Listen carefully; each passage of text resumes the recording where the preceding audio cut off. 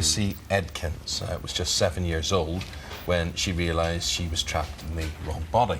For 18 years, Chrissie, who used to be Chris, battled with these feelings, even going on to father a child. But 7 years ago, she confessed her feelings to her friends and family, and she began to take hormones to turn herself into a woman. Well, she's with us in the studio this morning, and you have been living as a woman, Chrissie, now for 5 years? That's correct, yes. 5 years. And is the journey complete, or how are you finding it? No, I'm still not ready yet where I want to be. But hopefully, a few years' time, I'll be exactly where I want to be.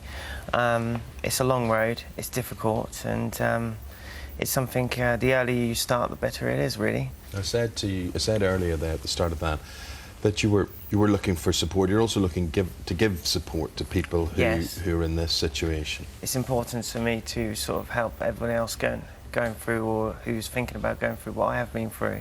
It's a tough road, and anyone deciding to go down this route will find it extremely difficult. So it's knowing who to talk to and what advice you can get. Mm-hmm. So I suppose that must be the hardest step to make, is that you have these feelings for so many years. There's so many people we talk to in your situation and say the same. Started when they were very young, but they went through this pretense of pushing it away. Yes, but it's making the first step to either tell your parent or your sibling or a friend.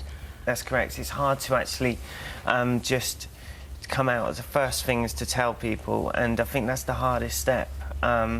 It's really hard just to tell your parents, let alone the public. Who did you tell first? The first person I told was my partner at the time, who, in my shock, supported me. I would say my road was a lot easier than most, because you find that a lot of people who come out and tell their family, you kind of find that the family reject them and don't speak to them, or don't want to know them, so they lose a lot of family. But I was very lucky in my family and my relationships. But you say that was easy, but yet life was complicated. And if you were an outsider looking at your life, correct me if I'm wrong, you were already a father then when you told that partner. Yes, I was. Yeah. So you were a daddy. You had a child, and there I think we have a picture there of you cuddling that child. So once as a dad, you create that little baby.